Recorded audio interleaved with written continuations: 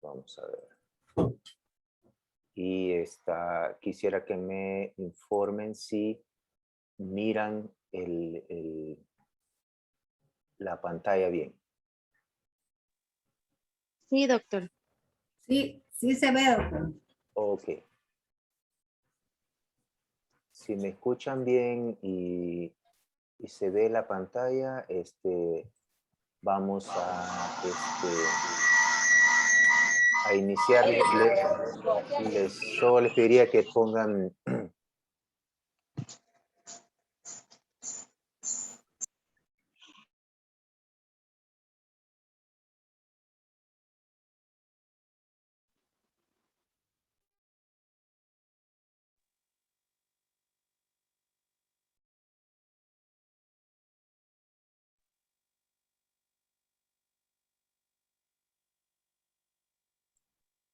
¿me escuchan? Sí se escucha, doctor. Bueno, muchas gracias. Buenas tardes, casi buenas noches para todos. Yo sé muy bien que es un repaso para todas las maternidades que tienen una escuela de ginecobstetricia y que se están preparando para el examen CAFA, que va a ser en octubre. Así que es un examen muy importante porque es parte de la formación y la acreditación que como país nos reconocen, y es parte de la formación de los ginecólogos y es una oportunidad que algunas personas no tienen. Así que espero que sea de provecho. Voy a hacer una revisión rápida con ustedes de un tema muy extenso y que creemos que conocemos muy bien, pero cada día nos sorprende más porque se nos siguen muriendo pacientes por hemorragia obstétrica. Y creemos que estamos muy listos, pero en el momento que nos pasa, creo que no estamos tan listos. Bien, la hemorragia posparto.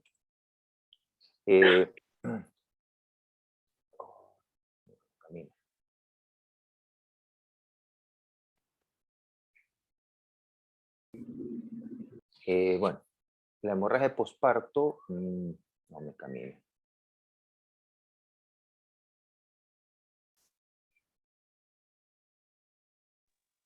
Ahí está, ok. Importante porque y algunas cosas las voy a poner en amarillo porque son como que puntos claves que les estoy dando a ustedes, algunas cositas. No son puntos de examen, sino que son como de alerta para que todos lo veamos. Es importante porque es la causa principal de mortalidad materna a nivel mundial. Esto puede variar, en algunos países es por sepsis, en algunos países es por hipertensión y en la mayoría es por hemorragia. Fíjense bien que es responsable de un tercio de todas las muertes, causa hasta un 60% de las muertes maternas en países subdesarrollados y aquí nos incluimos nosotros. Y la mayoría de estas muertes ocurren dentro de las 4 horas siguientes al parto. Usualmente es en el posparto inmediato o en las horas de recuperación, si es por cesárea, o en las horas de recuperación en la recuperación de parto, de posparto vaginal. Cada 10 minutos fallece en el mundo una mujer por hemorragia obstétrica. Imagínense qué importante es que nosotros tomemos a bien conocer todos los mecanismos para evitarlo, para detectarlo, porque esto no debería estar sucediendo. Es la causa de ingreso a unidades de cuidados intensivos. Las 3 principales causas son trastornos hipertensivos, hemorrágicos y sépticos. En algunos países, sobre todo en Centroamérica, sigue siendo hemorragia obstétrica. Entonces, por lo tanto, sí es importante conocerlo. Les recuerdo a los que tienen el micrófono abierto que si lo pueden silenciar, por favor, porque nos interrumpen un poco. Bueno, esto es un problema subestimado, es impredecible y se los pongo en amarillo nuevamente. 2 2/3 no hay factores predictivos. O sea, que aquello que nosotros decimos tiene fibromas, tiene polidramnios, es un embarazo múltiple, es una paciente con alguna comorbilidad.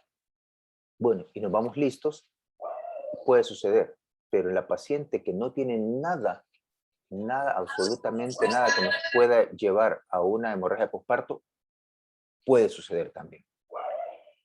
Es una elevada morbimortalidad, sobre todo si no se trata rápidamente. Tiene una incidencia de 3.7 por 1000 nacidos vivos. Miren, la mortalidad, aunque la relación la vea muy pequeña, es enorme. Estamos hablando a nivel mundial. Y la prevención y el diagnóstico precoz es importante porque eso nos permite establecer un tratamiento rápido y adecuado. Por supuesto que hoy contamos con mejores guías clínicas. El código rojo está establecido en la mayoría de maternidades. Quizás no tengan todas las intervenciones posibles para poderlas implementar, pero se está tratando de que todas las maternidades tengan estas guías clínicas. Por supuesto, yo siempre he sido en pro de protocolizar, pero individualizar el manejo, porque no todas las pacientes son iguales. Ustedes saben que en medicina 2 más 2 no siempre es 4. Entonces hay que individualizar el manejo en cada paciente, claro, usando las guías, que como su misma palabra lo dice, son guías. Y fíjense qué importante es este último punto, que es que hay que establecer objetivos, pero hay que irlos adaptando al ámbito local. No todas las maternidades cuentan con banco de sangre, no todas las maternidades cuentan con exámenes rápidamente, ni con uso de uterotónicos todos. Algunos puede ser que carezcan de estos uterotónicos, entonces luego hace otro anexámico, por lo tanto hay que adaptarse y apresurarse en los casos en los que no se cuenta con algunas cosas para ver en qué forma nos podemos saltar algunos pasos.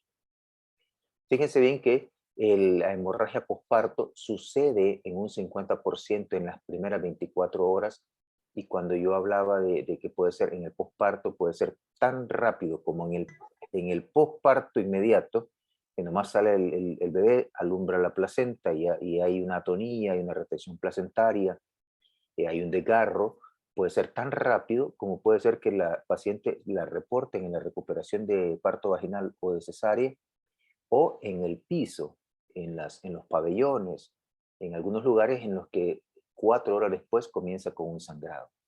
Algunas de las pacientes pueden tenerlo antes del parto, pero ya vamos a hablar un poco de las razones, y algunas de ellas incluso 20%, 2 a 7 días postparto. Entonces, no es que se libró la paciente de la hemorragia y una vez se fue de alta, puede volver. Fíjense bien,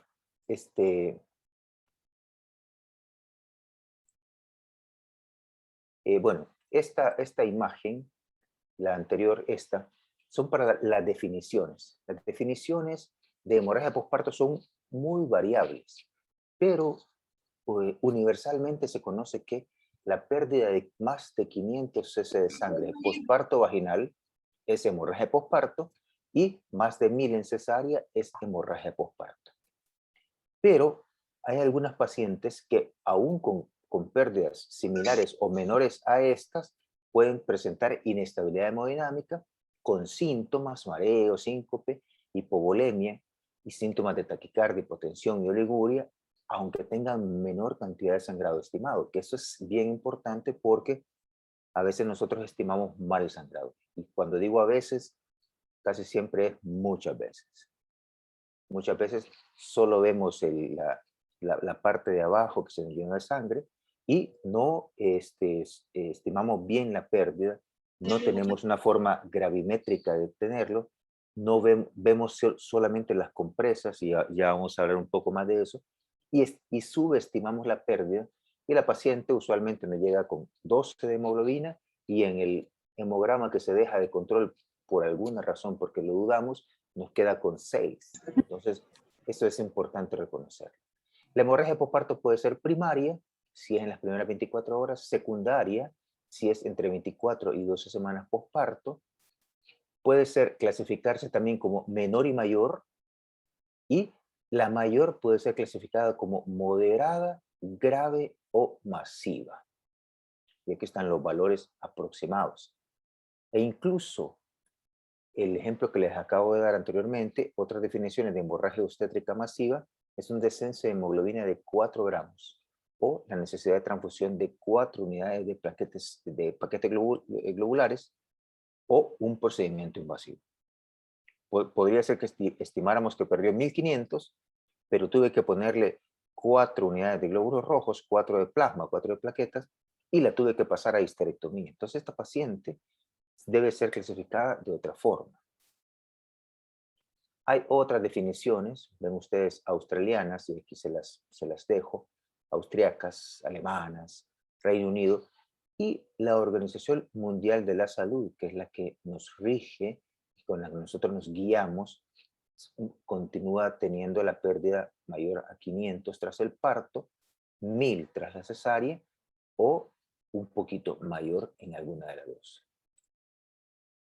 Tenemos hemorragias obstétricas del primer trimestre, desde el aborto, el embarazo ectópico, la mola o la enfermedad trofoblástica gestacional, el hematoma placentario, que podría pasar, y otras. Después de un aborto, infecciones, puede suceder. Tenemos algunas que dan anteparto, como la placenta previa, que es conocida de ustedes, placenta previa sangrante que llega y la paciente llega hipotensa con signos de choque, un abrupto de placenta o desprendimiento prematuro, rotura uterina, que en algunos de los casos es un tema amplio este de rotura uterina, que algunos de los casos en cesárea previa hay dehiscencia completa de la histerotomía anterior y la paciente ni siquiera tiene dolor. Eso es importantísimo. En la ruptura uterina, que les digo que es un tema enorme, una de las características importantes es que el trabajo de parto se detiene, la paciente no tiene dolor, pero hay un deterioro fetal rápido. Entonces, son signos importantes a reconocer en rotura uterina, una paciente con miomettomía previa, una paciente con cesárea anterior que deseaba parto vaginal y de repente se para la actividad uterina, no hay ruidos fetales y ni siquiera hay sangrado vaginal. Hay que sospechar en rotura uterina. Y este es algo catastrófico, la vasa previa cuando se rompe, usualmente es un sangrado grande y con alteración fetal importante. Tenemos las del parto, desde las uterinas, que son atonía, retención de restos placentarios, que ustedes lo identifican como una placenta que salió incompleta, le faltan cotiledones o le faltan membranas, que las membranas son las que más problema le da al médico residente, porque mira la placenta, observa en qué forma salió, Schulze, Duncan, pero la membrana ovular, que es bastante grande, probablemente pierde interés al médico y dice la placenta está completa, pero quedaron membranas. Entonces, esto es importante también por el hecho de sacar la placenta muy rápidamente, quererla extraer rápidamente, no dejar que haya un desprendimiento espontáneo y una expulsión espontánea, que es el alumbramiento. Eso es importante tenerlo en cuenta porque tenemos incluso casos de, como lo digo acá, inversión uterina si nos apresuramos. Casi siempre la inversión uterina, a excepción del atletismo placentario, es una acción iatrogénica. Es un apresuramiento en extraer la placenta sin hacer las maniobras de detención del fondo uterino para que la placenta no se traiga el fondo uterino. Y la rotura, ya habíamos hablado de esos. Y dentro de las no uterinas tenemos el prolongación o sangrado de la episiotomía, laceraciones del canal del parto, y si alguna paciente tiene alguna alteración de la coagulación, por ejemplo, un síndrome de Hell o alguna alteración hemofílica, muy raras, que a veces ni siquiera la paciente las conoce, pero tenemos que tenerlos en cuenta.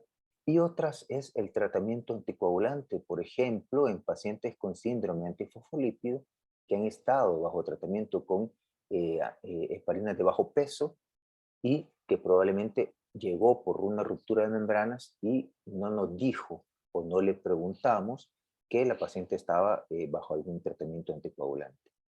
La paciente séptica es otro caso, pero eso es un tema aparte, pero la paciente, el útero séptico, por ejemplo, una infección intraamniótica que pueda llevar a sepsis, es un útero que no va a tener una capacidad de contracción apropiada.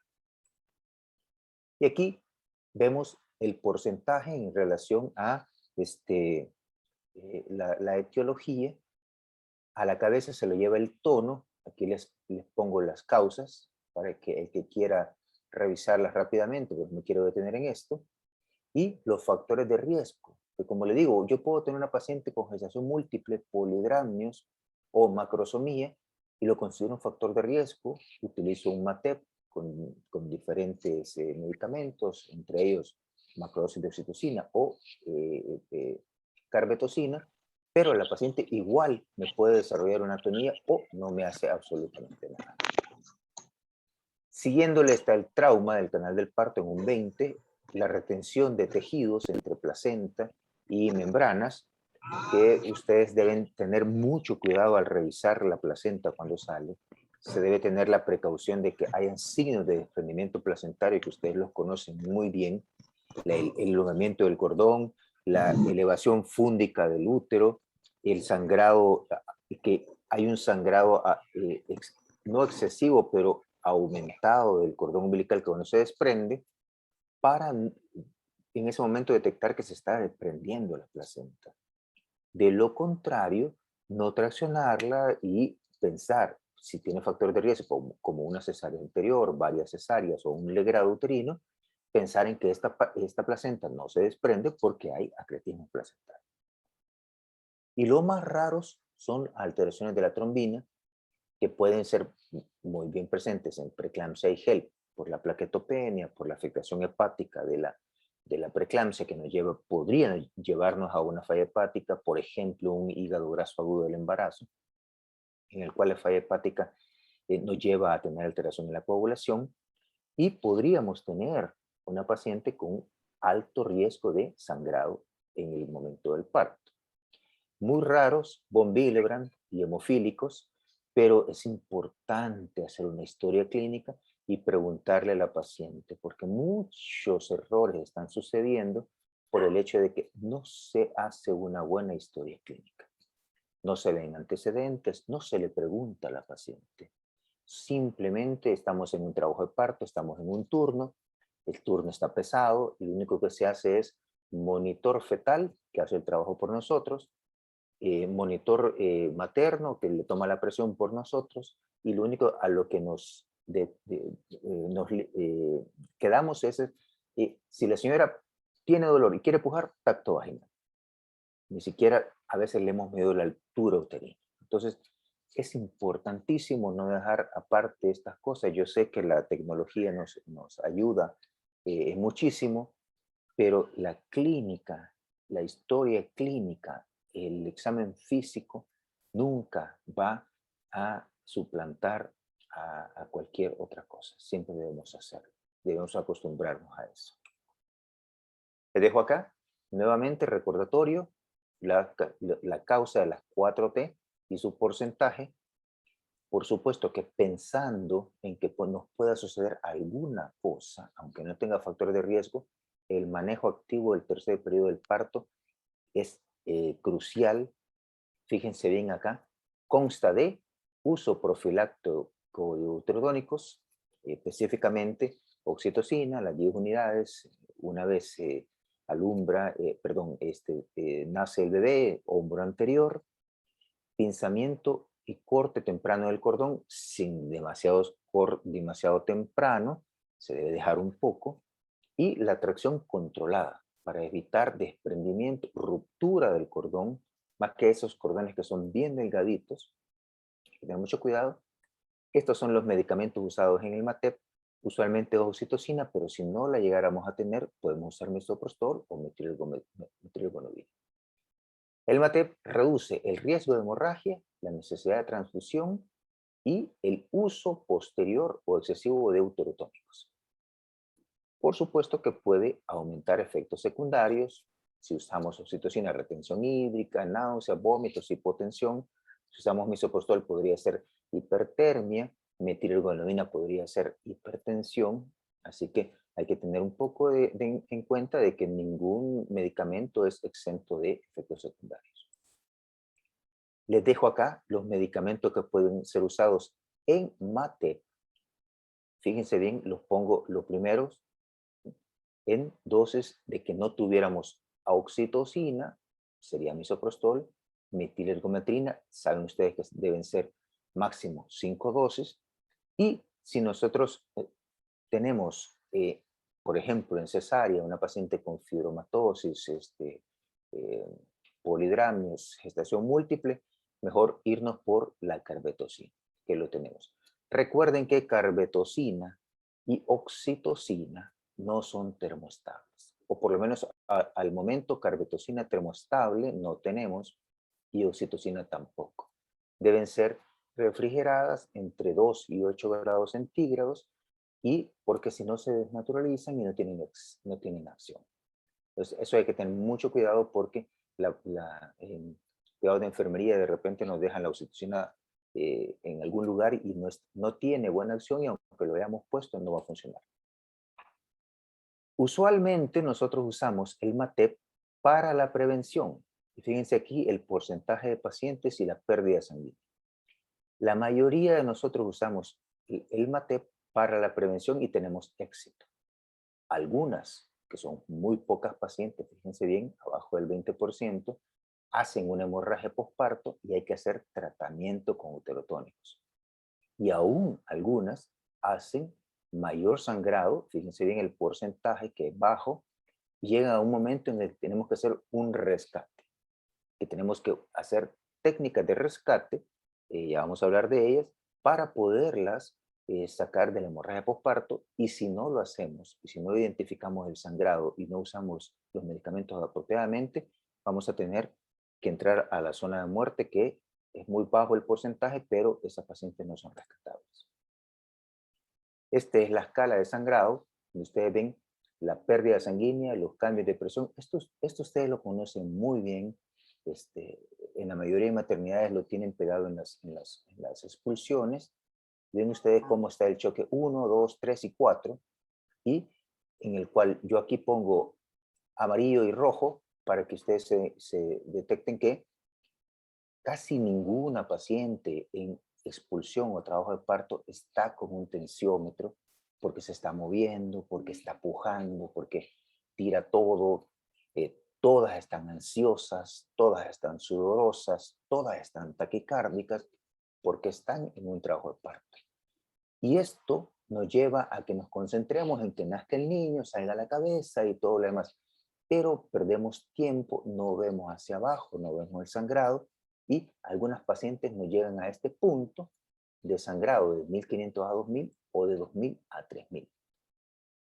Y entonces aquí hay que, fíjense bien, si estoy en esta fase, reanimación con cristaloides, acá hay que pensar, porque ya sangró tanto, que debo pedir sangre y probablemente transfundir, y en esta etapa definitivamente cristaloide es la base, pero debemos transfundir. Entonces esto es importante reconocerlo. Hay otras guías, así como la TLS, que hablan de las mismas clasificaciones con porcentajes, alteraciones en el sensorio, y adhieren el índice de shock y el déficit de base en la gasometría. El código rojo en la mayoría de maternidades que tienen un poquito de complejidad, toman gasometría para ver no solo PaO2, sino que bicarbonato y déficit de base. Pero este es un tema un poquito diferente. Este es un tema, espera, ahorita voy a tener clase, mami. es un tema de resucitación basándose en iones hidrógeno circulantes. Eso no lo vamos a hablar hoy, pero se los pongo aquí porque lo anexan. Y el índice de choque, que a muchos les ha gustado ponerlo, también lo ponen aquí. Y fíjense en el 1, 2, 3 y 4, y el índice de choque como abajo de 0.6. Esta es la relación presión arterial sistólica sobre frecuencia cardíaca.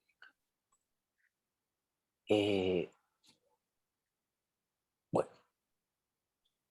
hay que tener en cuenta que hay pacientes que sangran inmediatamente posparto y todo bien, y bueno, se detectó y se paró. Pero hay pacientes que sangran en el parto, sangran en la recuperación, sangran en el pabellón o en el piso, siguen sangrando más tarde y así van, y así van, y así van. Y ese sangrado acumulativo debe ser documentado porque la paciente esta pudo haber perdido 2000 y esta en 1 hora y esta pudo haber perdido 2000 en 24 horas. Entonces esto es importante.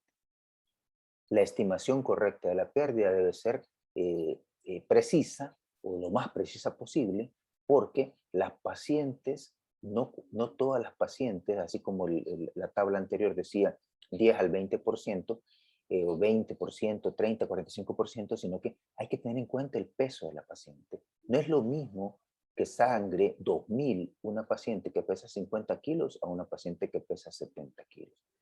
Su porcentaje de sangrado es diferente y por lo tanto debe ser tomado en cuenta. Una paciente de 50 kilos que sangra 1500 ha perdido el 30%. Y una paciente de 70 kilos que ha perdido el 30% probablemente sea menor para ella y se identifique como que no ha sangrado mucho.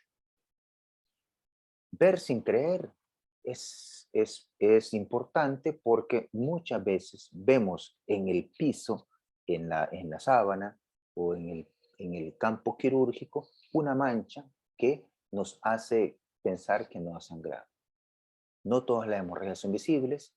Fíjense bien, la estimación visual subestima hasta el 50% de la pérdida. Si alguien no está constantemente viendo y estimando ese sangrado, se puede deteriorar tan pronto como 9 meses esa estimación.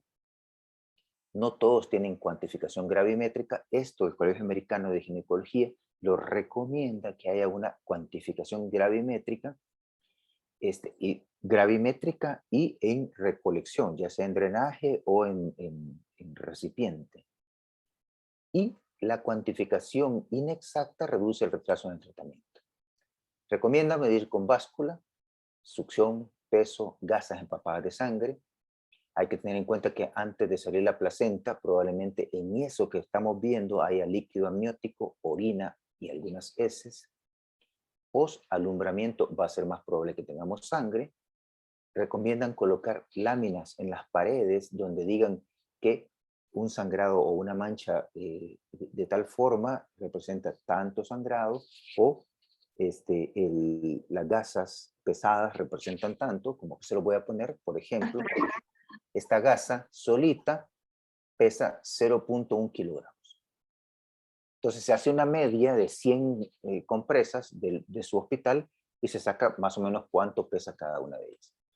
Esta manchada de sangre, aunque nosotros la veamos y veamos 7 manchadas de sangre, casi siempre decimos 300 en parto vaginal, 800 en parto por cesárea, pero ven cómo sube el peso de la compresa.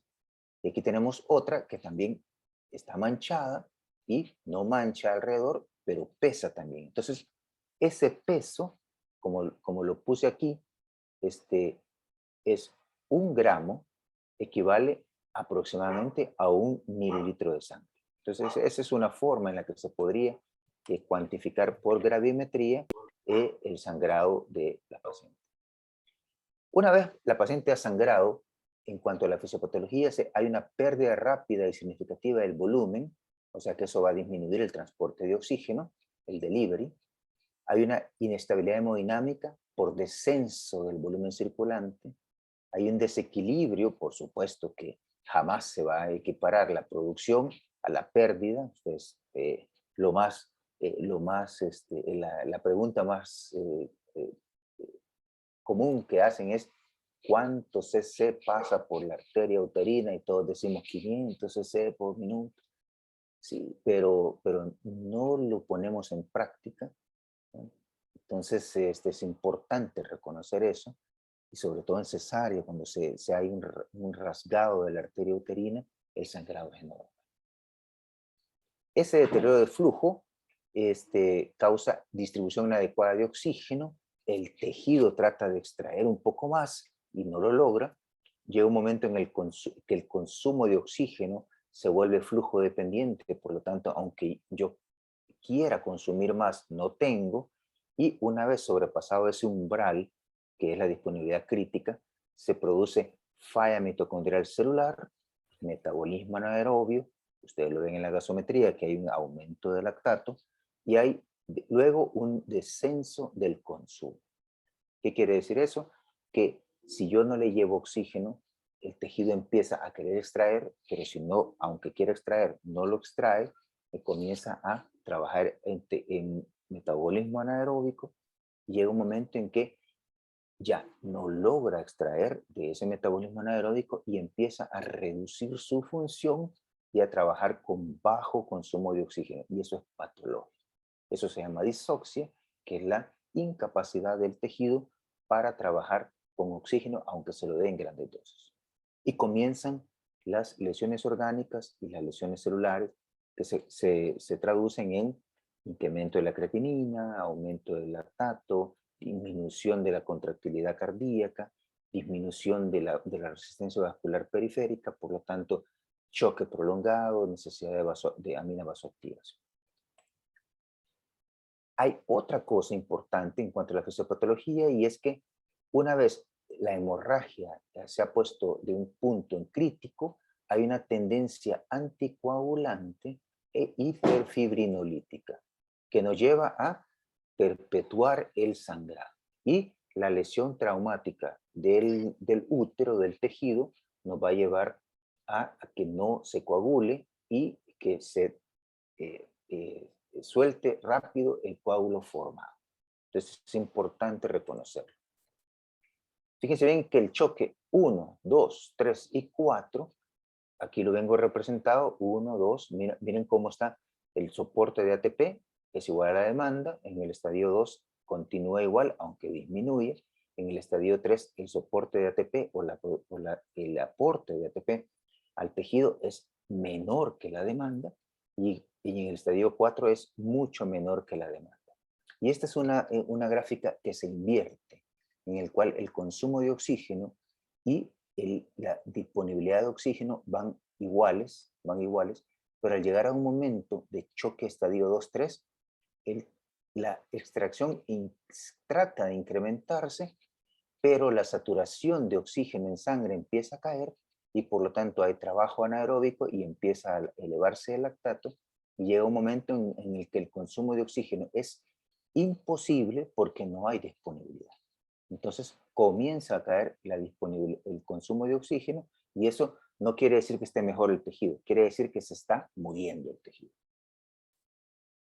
Y este es el mismo gráfico, solo que aquí le he puesto los famosos 20 minutos de la hora dorada, los 90 minutos y los 120 minutos, en el cual entramos a un punto crítico fisiológico que se considera que después de 2 horas es impagable, por lo tanto es deuda de oxígeno impagable, y vamos a tener, no muerte materna probablemente, pero sí vamos a tener esas pacientes que usualmente presentan lesión renal con elevación de la creatinina, elevación de enzimas hepáticas, elevación de las bilirrubinas, y todo va a ser porque hubo probablemente deuda de oxígeno y no se pudo en ese momento pagar.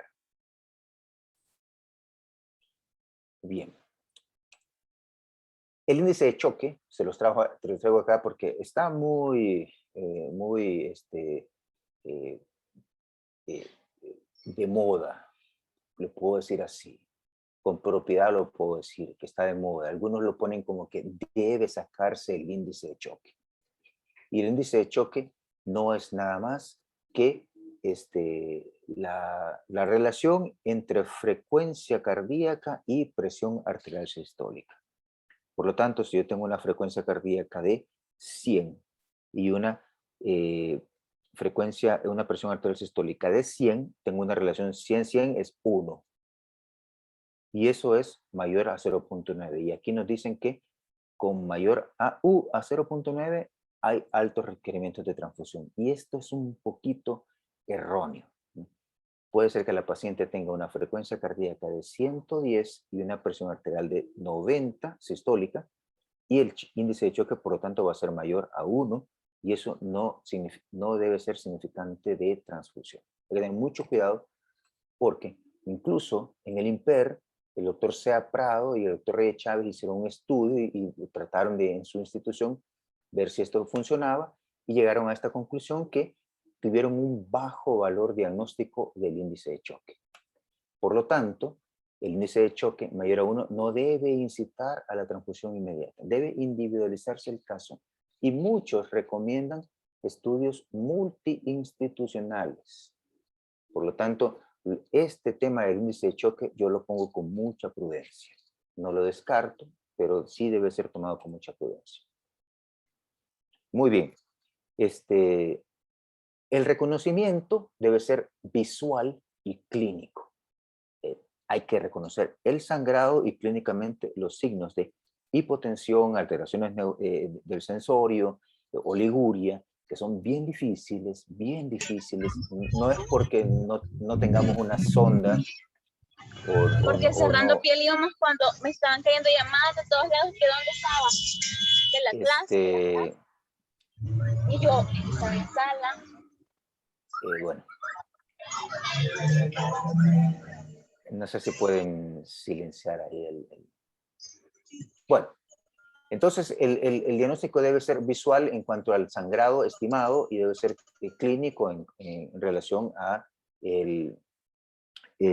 lo que la paciente tiene: hipotensión, taquicardia, oliguria, perfusión periférica inadecuada. Entonces, eso hay que tenerlo muy, muy, muy presente. Permítame que tengo un problemita. Quiero preparar esto con la presentación. Permítanme unos segundos, por favor.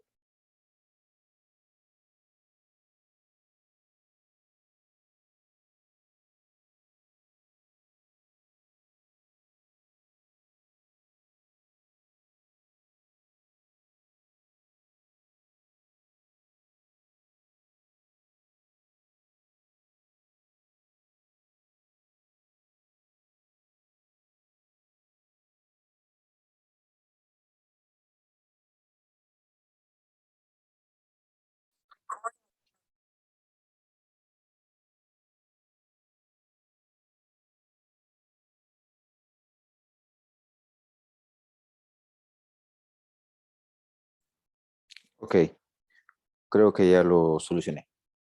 No sé si me escuchan. Sí, doctor, lo escuchamos. Bueno, muchas gracias. Entonces, el reconocimiento debe ser visual, clínico, y una vez reconocido, tenemos que tener comunicación con el equipo, ya sea local, y si no tenemos la capacidad, pues de transferencia.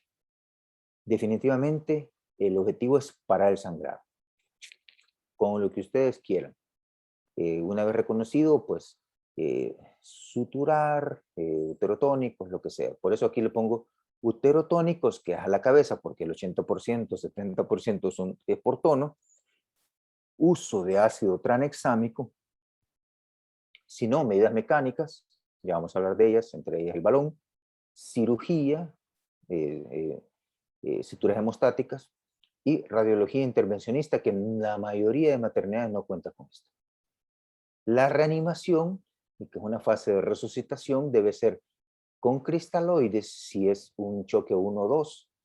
En el 3 y 4 debe ser con transfusión, y se debe algo que yo siempre he criticado, que es que no se buscan iones ni factores de coagulación. En algunos casos sí buscan tiempo de coagulación y no logran estimar si es el TP, si es el TPT, si es el INR y la relación entre cada uno, sino que simplemente buscan que todos estén prolongados o todos estén normales. Hay una relación, ustedes saben que el TP mide la vía extrínseca y el TPT la mide la vía intrínseca, entonces hay que tener mucho cuidado, sobre todo cuando el TP está normal y el TPT está anormal y tenemos una paciente con una atonía por infección intramniótica y sospecha de sepsis. Probablemente no sea por un sangrado excesivo, sino que la paciente ha prolongado el TPT porque está séptica, es una afectación sistémica.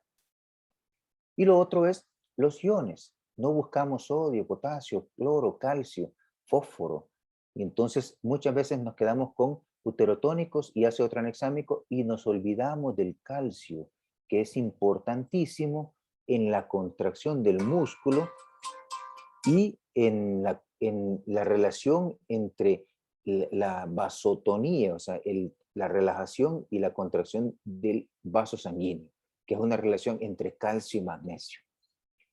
Luego de eso hay que hacer una reevaluación si la paciente paró el sangrado o sigue con el sangrado, cómo están sus signos vitales y su test sanguíneos. Mandamos los exámenes y no los buscamos. Mandamos gases arteriales y no los vemos. Y no hacemos una relación. Recuerden que los exámenes es una foto del momento. Ustedes, la paciente le sangró a las 2 de la tarde, esos exámenes tomados a las 2 es la foto de las 2 de la tarde. La paciente a las 6, 8 de la noche, en la cual pasó a quirófano y hizo un montón de cosas, esos test no son adecuados para tratar a esta paciente. Entonces, el ABC constituye en esto, ustedes lo han hecho muy bien en todos los códigos rojos, en los manejos de hemorragia, colocar oxígeno, monitorización, no invasiva usualmente, frecuencia cardíaca, presión arterial. Invasiva es muy raro que hagan colocación de línea arterial o línea venosa central. Hay que mantener normotérmica a la paciente. Esto es bien difícil porque está a veces en salas de expulsiones con aire acondicionado, quirófanos con aire acondicionado. Estamos poniendo líquidos endovenosos fríos que usualmente han estado guardados en aire acondicionado. Y si llega la sangre y el plasma fresco, llegan fríos. Entonces hay que tener mucho cuidado. Evitar y tratar la acidosis, hipocalcemia, hiperpotasemia. Por eso les digo que los test de iones son importantísimos. Por supuesto que es importante 2 vías periféricas gruesas, French 16, 14 si tuvieran. Bueno, la monitorización invasiva. Y, por supuesto, parar el sangrado, que es importante, y reponer la volemia estimada perdida. El concepto de resucitación hemostática es no solo colocar cristaloides, sino que reponer plasma, factor de coagulación y plaquetas, que es lo que se pierde en el sangrado. Los uterotónicos son estos que están acá, ustedes los conocen muy bien, no necesito hacer mi énfasis en estos uterotónicos. Oxitocina, ergometrina, sabemos que estos pueden causar hipertensión, están contraindicados en preeclampsia, pero son importantes en la mayoría de pacientes que no son hipertensas o con preeclampsia. No lo tenemos nosotros disponible. Y el misoprostol, que puede ser hasta de 1000 microgramos. Tenemos el miedo de que causa hipertermia secundaria a las prostaglandinas, pero hay que usarlo. Y si hay hipertermia, hay que tratar la hipertermia. Pero no nos podemos quedar con 200 microgramos.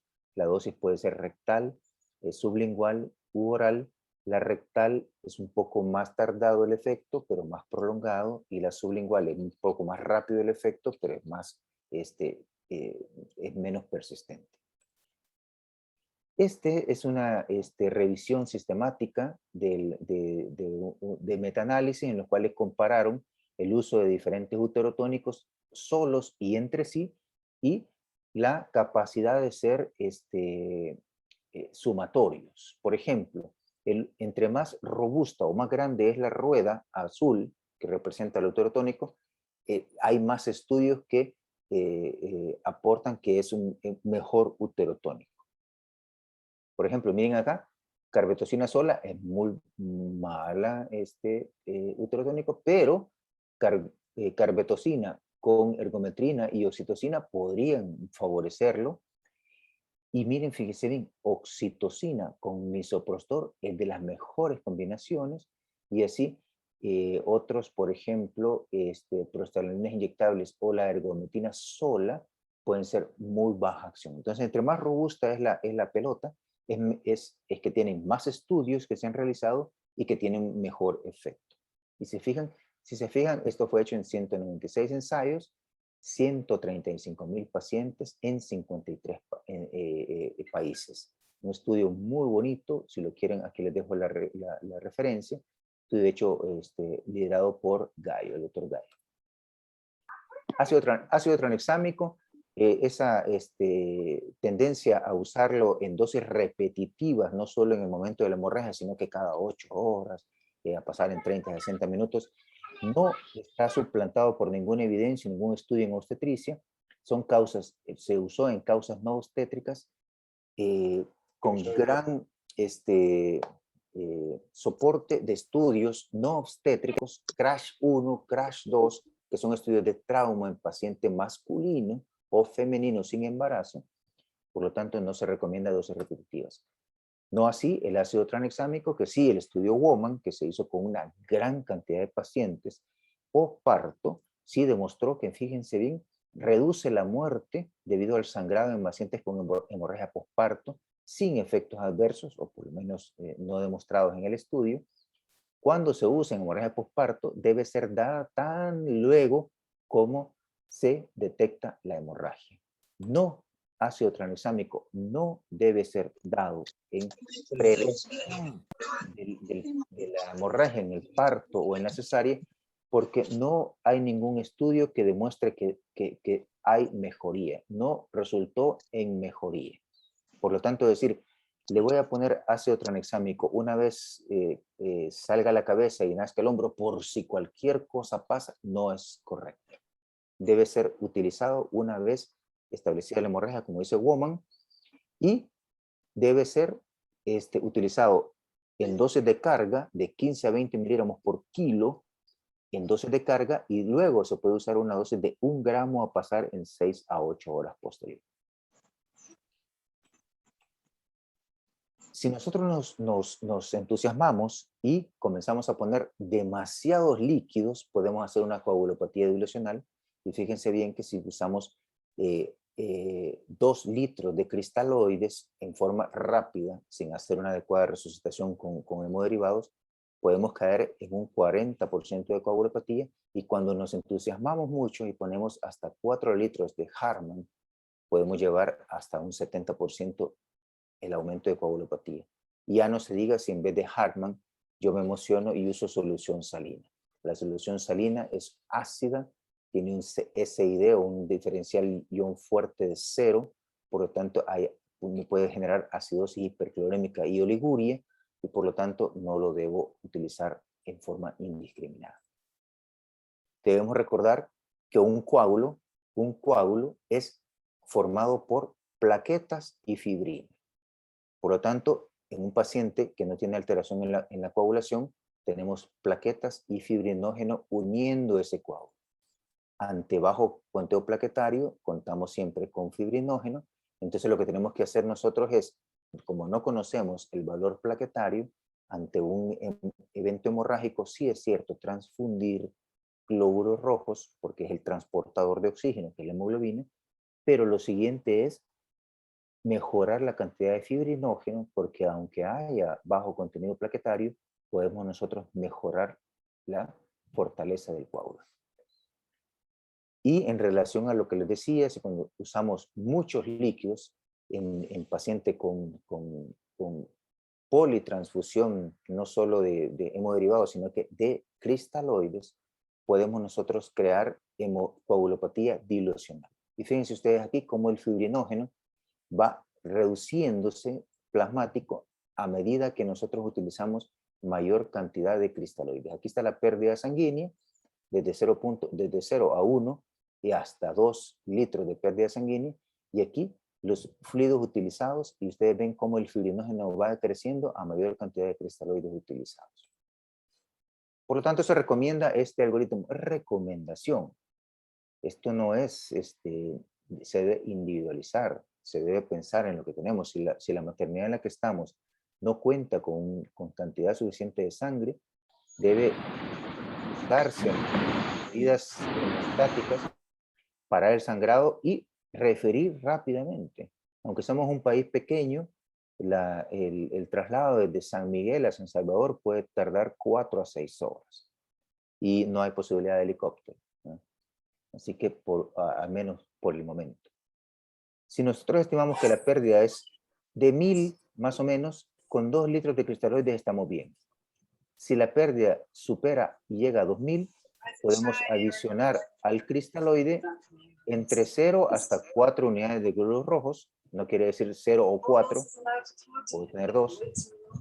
Si la pérdida supera 4000, tengo que adicionar al cristaloide glóbulos rojos y plasma, lo que les decía, en relación a la formación del coágulo. Y si la pérdida es mucho mayor, o sea, no solo de 2000 hasta 4000, puede ser 2500, 2700, 3000, tengo que pensar en que tengo que usar los cristaloides, y fíjense bien, no digo 3 ml de cristaloide por cada ml de sangre perdida, porque si yo estimo 2000 de pérdida, le tendría que poner 6 litros de un cristaloide. Eso ya está obsoleto. Por lo tanto, si yo llevo ya más de 2 litros de cristaloides y no recupero signos vitales, presión arterial, por lo tanto, debo ver si la estimación de pérdida ha sido inadecuada y empezar a jugar con estos valores. Incluso puedo llegar a tener 2 litros de cristaloides, de 0 a 5 de glóbulos rojos, plasma 4 y jugar con plaquetas y crioprecipitado porque el fibrinógeno se me está perdiendo. Hay que tener cuidado con la administración agresiva de volumen, sobre todo cristaloides, más si estos están fríos, porque pueden producir lesión endotelial, y la lesión endotelial va a producir liberación de óxido nítrico, por lo tanto vasodilatación, pero también van a producir cizallamiento del endotelio y aumento de la coagulación intravascular. Entonces hay que tener un poco de cuidado con los flujos grandes. Hay que recordar que deberíamos tener líquidos endovenosos calientes, no hirviendo, por supuesto, pero sí calentadores de líquidos amnióticos, de líquidos endovenosos. La mayoría de maternidades los tienen, la mayoría digo yo, no todos, desconozco algunos, y hay otros que son infusores, para que aquí, aunque el líquido endovenoso esté frío, en lo que pasa a través del catéter, llega y se calienta en estos infusores. Sería buenísimo que todos los tuvieran. Evitar la triada letal, todos la conocen: hipotermia, acidosis, coagulopatía. Se nos olvida cubrir a la paciente, no contamos con trajes antichoque. Algunos se les olvida que hay que cubrirla y por lo tanto la tienen descubierta porque quieren estarle haciendo tacto, ver cómo se palpa el útero. Se les olvida cubrirla, la señora está temblando. Y la frase más famosa de todos es: tranquila hija, ya va a estar, tranquila mamá, ya va a estar, tranquila, ya va a pasar. Y la señora está perdiendo la conciencia. La acidosis, que no les digo tampoco que le tomen gases arteriales a diestra y siniestra, pero por supuesto que sí, nosotros no tenemos ningún control, hacemos factores iatrogénicos, lesión tisular, hacemos transfusión masiva, vamos a nosotros a aumentar la acidosis. Y la coagulopatía no solo dilucional, sino que por pérdida de factores. Se nos olvida también medir algunos factores importantes. Mantener plaquetas arriba de 50.000, otros dicen 70.000, mantener un pH arriba de 720, una temperatura, 720 es muy poco todavía, temperatura mayor a 35, abajo de 34 grados centígrados, la cascada de la coagulación se activa inadecuadamente. Entonces una paciente fría, que por una mano le están pasando plasma fresco congelado, por la otra mano le están pasando sangre, y si hay alguien que de repente se le ocurre que debe pasar la sangre rápidamente y lo que hace es bolearla con jeringas o apretar la bolsa de sangre, nosotros estamos haciendo lesión endotelial, y y disminución de la temperatura corporal. El lactato, que nos va diciendo, si tenemos gasometría, en algunos casos nos va diciendo si ese metabolismo está en anaerobio, porque estamos disminuyendo la disponibilidad de oxígeno, pero también debemos tener en cuenta que el lactato se depura por vía urinaria. Por lo tanto, si la paciente no está orinando porque el riñón no está perfundido, el lactato va a ser persistentemente alto. Entonces, esto es importante. Y se nos pueden juntar, lo que yo les digo, si yo te quiero complicar la vida, te puedo decir, esta paciente era una preeclampsia con infección intraamniótica y lo que nos hizo en el parto fue una hemorragia posparto. Entonces, se nos une la hemorragia posparto con la infección intraamniótica. Y llega un momento en que tengo transaminasas elevadas, plaquetas bajas, bilirrubinas altas, lactato alto, y ya no sé qué, si la paciente es un HELP o una sepsis. Entonces, ven qué fácil se nos puede complicar un cuadro a nosotros. Las metas a alcanzar en la resucitación o en la reanimación son estas. Clínicas, PAM arriba de 65 y frecuencia cardíaca entre 60 y 110, o sea, abajo de la taquicardia. Gasto urinario arriba de 0.5, yo siempre les digo, la paciente debe orinar la mitad de lo que pesa. Si pesa 100 kilos, con 50 cc por hora es suficiente. Fibrinógeno arriba de 200, una hemoglobina, un hematocrito de 21, algunos hablan de hemoglobina de 7. A mi preferencia sería 9. Plaquetas arriba de 50.000. Coagulación menor de 1.5 tiempo control, lactato menor a 4, un déficit de base de menos 2 a más 2, y estos otros pues son criterios de reanimación por presión, por monitoreo invasivo. Igual, si nosotros queremos mejorar el nivel plaquetario, fibrinógeno y tiempo de coagulación, es para mejorar la coagulación. El lactato y déficit de base nos habla de la disponibilidad de oxígeno. El calcio, miren, es coagulación y la temperatura es coagulación. Entonces, no me quiero alargar mucho y voy a pasar a una parte en la cual hablamos de lo quirúrgico. Y fíjense bien, podemos tomar aparente buenas decisiones con malas mediciones. O sea, no sabemos cuánto debe ser de algunos factores de coagulación, de exámenes, no estamos bien. Y entonces tomamos decisiones aparentemente buenas y dañamos al paciente. Y lo otro es que podemos tomar mediciones, no las interpretamos adecuadamente y por lo tanto nuestra interpretación hace que hagamos malas decisiones. Hay algunas cosas que nos llevan a tener hemorragia posparto y que son errores comunes, como por ejemplo, llevar a una paciente anémica al trabajo de parto, no hacer un manejo activo del tercer periodo, reconocimiento tardío de la gravedad de la situación, y esto es probablemente por inexperiencia, nos puede llevar a que pasemos a sala de operaciones a una paciente tardíamente, no iniciar transfusión y basarnos en un examen de hemoglobina. Por ejemplo, por supuesto, cuando yo hablé del manejo de la hemorragia, dije bien claro, estimación de la hemorragia, signos clínicos de hipoperfusión o hipotensión. El choque es hipoperfusión, el choque no es hipotensión.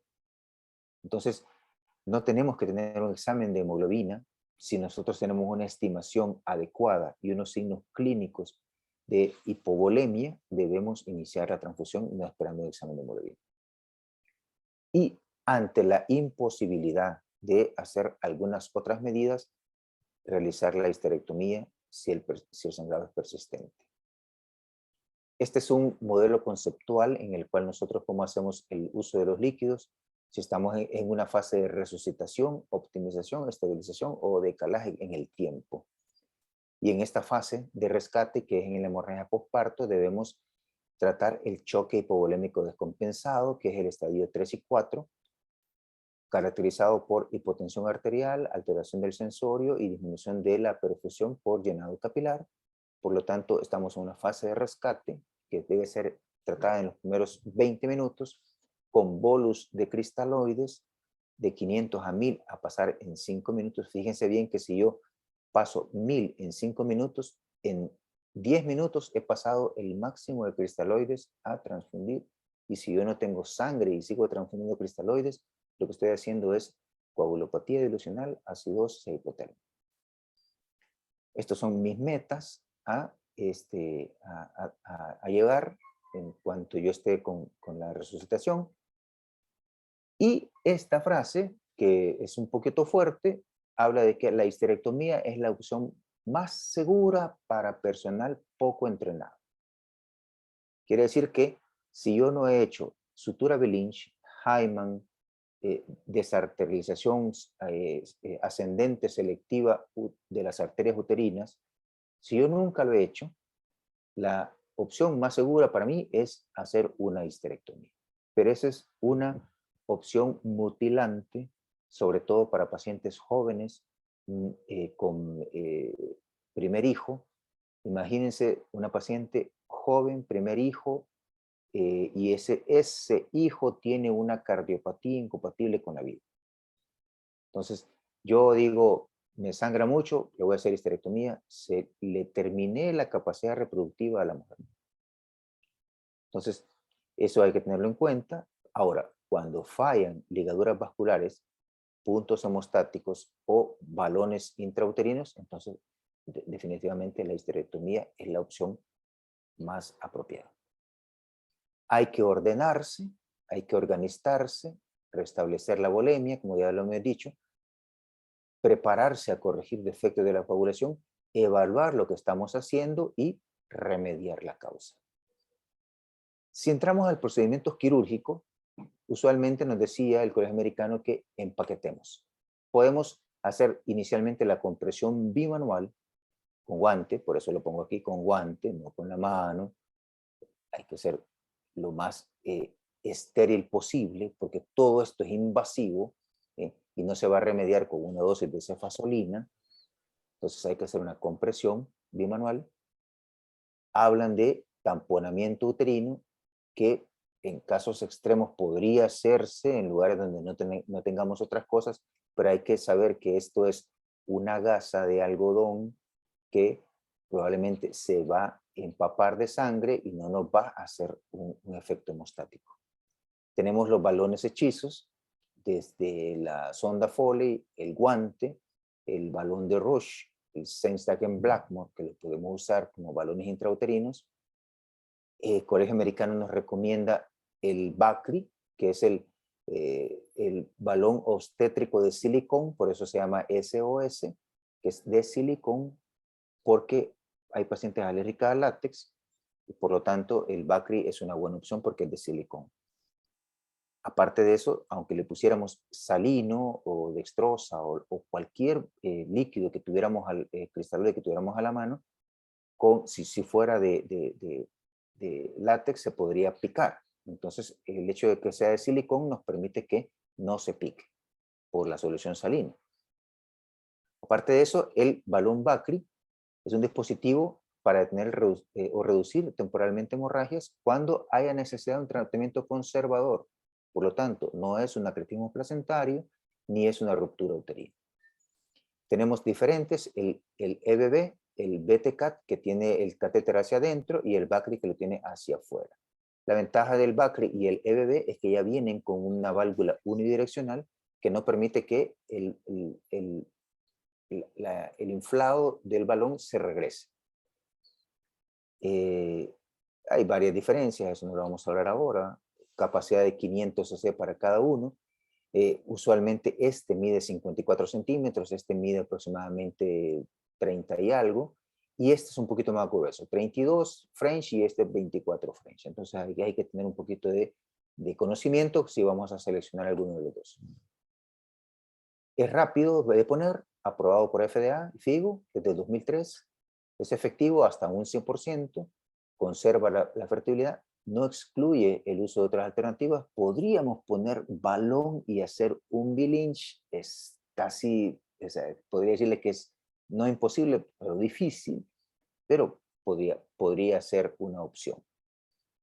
La técnica SEA Prado, pues, todos la conocen, es el pinzamiento vaginal de las arterias uterinas. Es útil porque nos permite parar el sangrado mientras nosotros revisamos o parar el sangrado mientras nos traen el balón y lo ponemos. Entonces, esta técnica es muy sencilla,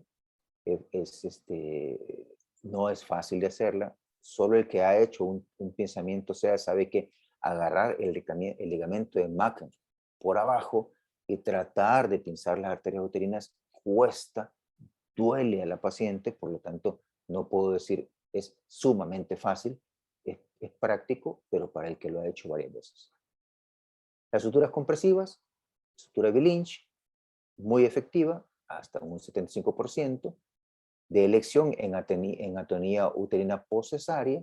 El problema con la postcesárea es que hay que abrir la histerorrafia para hacerlo. Y estas son las técnicas, ustedes las conocen muy bien, 3 centímetros del borde, 4 centímetros abajo del histerorrafia, 4 centímetros arriba de la histerotomía, perdón. Y luego pasa hacia la parte posterior, regresa y se va hacia la parte anterior. Es importante, si ustedes ven el dibujo, angula el útero, lo angula. El ayudante debe angular el útero para que la sutura haga un doblez del miometrio y disminuya el aporte de las arterias uterinas. Si alguien hace un Billinch y no abre la histerotomía, no ha hecho un Billinch. Ha querido hacer un remedio de Billinch, pero no lo ha hecho. Y si lo hace sin abrir aquí, por mucha experiencia que me diga que tenga, puede en este paso de aquí hacia acá, de regreso, agarrar la parte posterior y unir la cara posterior con la cara anterior y hacer posteriormente en el piso, donde sea, una colección uterina y probablemente va a tener muchos problemas. Esto es así como queda al final, no queda tan bonito. Usualmente quedan estos bordes atónicos, aguados, y el que no lo ha hecho piensa que no hizo una adecuada técnica, pero sí la hizo. El útero definitivamente no tiene tono. Lo que ha hecho es angularse y amarrarse. Puede fallar. Una angulación en exceso dificulta ondas de contractilidad. Si hacemos histerotomía, seccionamos fibras. Perfora la cavidad. Cada punto que hacemos hay más riesgo de hematometra, piometra y sinequias. Y cada punto en el que ponemos la aguja puede representar un sitio de sangrado. Las suturas se pueden deslizar a través de los cuernos y en horas posteriores puede haber atonía. Y hay otras técnicas, variantes, ya las vamos a ver. Tenemos el Hyman, en el cual no hay necesidad de hacer histerotomía. Si nosotros tenemos una cesárea y no queremos abrir la histerorrafia, nosotros podemos hacer un Hyman, que simplemente es una sutura que atraviesa abajo de la histerorrafia, se va hacia arriba y se anuda aquí arriba. Ese es el Hyman. El Hyman es una revisión bastante importante en el cual ustedes ven aquí el sangrado estimado. Increíble, hay un caso aquí de 7,000 que sangró la paciente, pero esta paciente también se siguió en 12 meses y estuvo bien. Entonces, es importante nosotros, si hacemos alguna de estas técnicas, darle seguimiento al paciente. Tenemos otras técnicas, variantes, el Hyman con nudos cuadrados abajo de la histerorrafia, que a veces eso es importante. Tenemos otras, este es el Hyman, pero el Hyman se puede deslizar, por lo tanto Pereira implementó una técnica en la cual hace un Hyman que va a través de la serosa, fijándose a través de la serosa, y hay unas suturas alrededor del útero que se van también a través de la serosa. El inconveniente que yo le pondría es que cada punto que yo meto en la serosa del útero puede ser un punto de sangrado. Pero esto amarra de arriba hacia abajo y amarra hacia los lados. Tenemos la sutura de Marazingué, que es el Billinch anclado, en el cual, si ustedes se fijan, entra por abajo, se va, si fuera un Hyman llegaría hasta aquí, si fuera un Billinch entraría por aquí abajo, pero el Marazingué lo que hace es entrar aquí y una vez llegar a mediado del cuerpo, entra por todo el miometrio y vuelve a salir y se amarra. Luego tenemos la sutura de Matsubara-Yano, que es recomendada en la inversión uterina. Hoy tuvimos un caso que está en UCE en este momento, y en que el problema de la inversión uterina es que este punto fúndico usualmente siempre tiende a irse hacia el canal del parto. Entonces nosotros hacemos una restitución vaginal y este punto se vuelve a invertir. Entonces La sutura de Matsubara hace una parecida al Hyman y luego hace una alrededor de esta sutura, Hyman, y lo que hace es hacer un tubo, de manera que al amarrar estas dos longitudinales y estas dos transversales, no como un Pereira, porque no va de la superficie, sino que va acá en medio, permite que haya una retención del útero y que no haya una inversión del fondo uterino, que es el punto que usualmente se invierte. Esta es otra imagen en la cual se hace una sutura de Matsubara.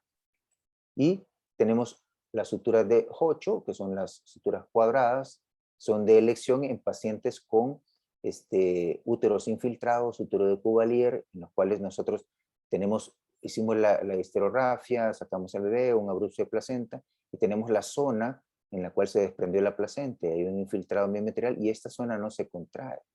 Y esta zona usualmente comienza a tener un infiltrado sanguíneo y empieza a inflarse. Entonces nosotros podemos hacer unos nudos cuadrados que no son cuadrados en la superficie, sino que entran en el grosor del miometrio, vuelven a salir en una forma de 4 puntos. Y de ahí podemos nosotros hacer una reducción de la infiltración. Y luego pasamos a las ligaduras ascendentes de las arterias uterinas. Si nosotros agarramos por abajo, a nivel de abajo del ligamento, de la histerotomía, lateral pasan las arterias uterinas, un poco abajo justo donde se une el segmento o el peritoneo vésico uterino, lateralmente están las arterias uterinas. Si hacemos una ligadura, que puede ser por técnica de Posada, que fue descrita por el doctor Posada Nava, de México, que es un abordaje posterior, podríamos hacer una ligadura bilateral, y esa es una técnica O'Leary. Si unimos, aparte de esto, la rama cervical y la rama ovárica, aquí estamos agarrando el 70% y aquí el 30%, esa técnica se llama Abravo. Y si utilizamos los pedículos útero-ováricos, o sea, infundíbulos pélvicos, y ligamos los ligamentos redondos, hacemos una técnica Cyrulnikov. Es importante que ustedes lo sepan, porque si empezamos a hacer una desarterialización del útero, no quiere decir que el útero se va a necrosar, tiene muchas ramas accesorias que le pueden nutrir temporalmente, en lo que hay una involución y una involución uterina. Y aquí ven ustedes cómo podemos hacer O'Leary. Si nosotros nos subimos un poco, hacemos ligadura a Bravo, y si agarramos los ligamentos redondos, que aquí creo que no tenemos una imagen, pero si agarramos, entonces hacemos un Cyrulnikov. Entonces, a Bravo aquí, O'Leary acá. Si agarramos y hicimos O'Leary, a Bravo y Cyrulnikov. ¿Ven la eficacia de los tratamientos intervencionistas? Si usamos balón Bakri, tenemos una eficacia del 83%, con suturas de compresión 91%. Podríamos usar balón Bakri y suturas de compresión. El famoso sándwichito es difícil, pero podríamos utilizar. Podríamos utilizar balón Bakri y ligadura de las arterias, y podríamos llevarnos hasta el 90% de efectividad. La embolización arterial no la tenemos disponible de emergencia, entonces, por lo tanto, no la podemos ofrecer, pero es importante conocerla. Y por supuesto que si hacemos la histerectomía, quitamos el punto de sangrado, pero esto nos lleva más tiempo. La pieza quirúrgica lleva mucha sangre, por lo tanto, la paciente puede entrar en anemia.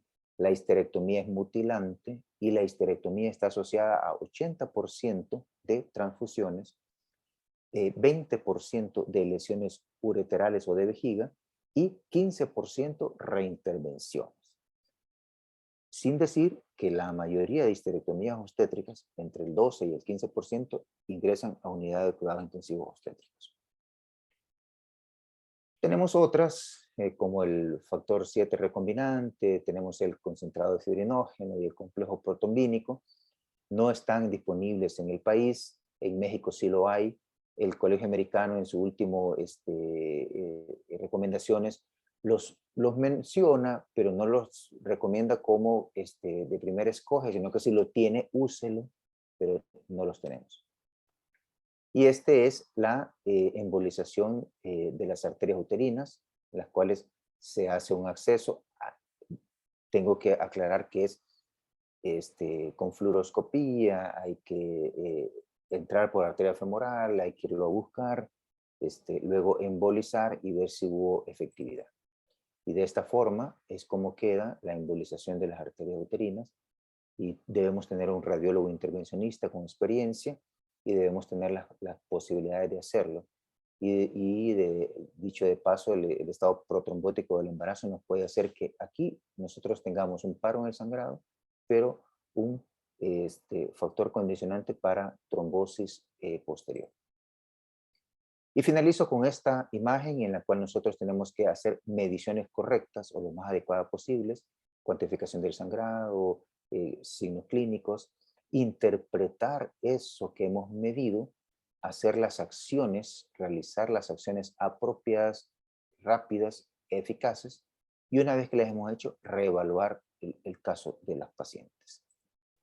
Y con esto finalizo. Espero haber podido explicar un tema muy amplio, con una revisión que traté de hacer lo más exhaustiva posible, y con la experiencia que nos lleva a haber estado en muchos de los casos de hemorragia y seguir estando en los turnos en el hospital y seguir teniendo a cargo estas pacientes. Por muchas acciones que hemos implementado, seguimos teniendo hemorragias severas y muertes por hemorragia.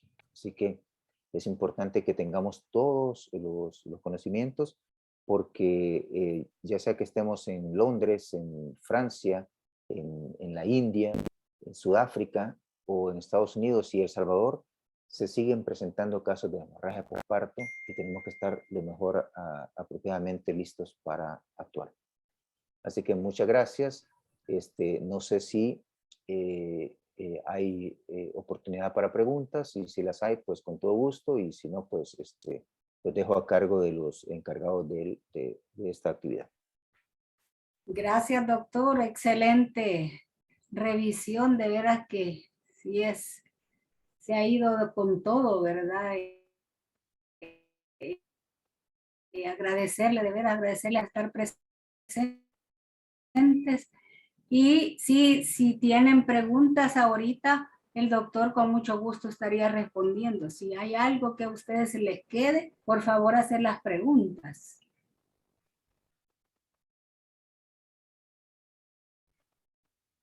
Hola.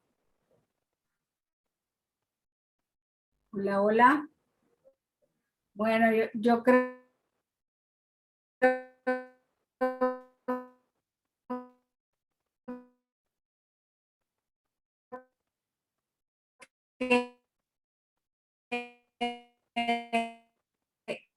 que de veras, desde todo lo que usted menciona con respecto y todo el manejo, ¿verdad? Está completo.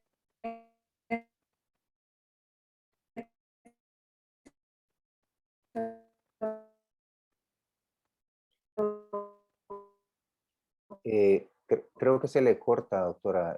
No se escucha ahí. Creo que se corta la transmisión. Excelente. Muchas gracias. Ahorita se escucha. Sí, Hola, hola. sí, ahorita sí se escucha, pero creo que anteriormente se cortó completamente. Bueno, sí, yo mencionaba que es una revisión completa y creo que todo está ahí. Todo lo ha dejado usted en su presentación. Agradecerles y agradecerles a todos por su presencia. Si hay preguntas, pudieran preguntar ahorita. Buenas noches. Buenas Hola. noches. Buenas noches, solamente un comentario, como dijo el doctor, ¿verdad? Existen lineamientos, que el famoso código rojo, pero también debemos de individualizar a cada paciente. Por ejemplo, hay una parte que dice el código rojo que por cada ml vamos a reponer 3 ml de cristaloide. Pero, según lo explicado, ya como lo dijo muy bien el doctor, si ya pasamos de 2 litros de reanimación de cristaloides y aún no logramos mejorar, de ir pensando en hemoderivados. Y es que hemos tenido últimamente complicaciones que nos vienen referidas que solamente la reaniman con cristaloides y no buscan reponer todas esas pérdidas. Sí, no, definitivamente ese concepto de que por cada ml de sangre debe ser 3 ml de cristaloides se quedó en desuso por la asociación con coagulopatía dilucional y por supuesto, no solo lo quiero decir por coagulopatía dilucional, el cristaloide permanece en el sistema intravascular por 1 hora y después de 1 hora solo el 20% está en el intravascular. Luego se fue al intersticio y el cristaloide no es un transportador de oxígeno. Entonces, sí mejoramos la convección del flujo, pero no mejoramos el transporte de oxígeno. Si la paciente ha perdido hemoglobina, su transportador de oxígeno es la hemoglobina. Por lo tanto, el Hartmann, o por muy cristaloide balanceado que tengan, aunque tuvieran plasma light, no van a transportar oxígeno si ha tenido una pérdida excesiva. Por lo tanto, si ustedes reaniman con 2 litros, la sangre no llega, tengan mucho cuidado. Hay datos de hipotensión permisiva y en los cuales de repente lo que le llegó fue 1 unidad porque la paciente era O negativo y no tenían más, y no tenían O negativo, y sigue hipotensa, es parar el sangrado, tratar de parar el sangrado y valorar si ya usaron bastante cristaloide y no tienen más hemoderivados, valorar uso de aminas vasoactivas. El problema con el uso de aminas vasoactivas en forma temprana es que si ustedes no han hecho una reanimación adecuada, o sea, no hay un volumen circulante eficiente, con las aminas vasoactivas lo que van a tener es daño renal. Entonces, eso es importantísimo. Todos los choques séptico, distributivo, cardiogénico son hipovolémicos, pero hasta cierto punto. Entonces, hay que tener mucho cuidado en eso.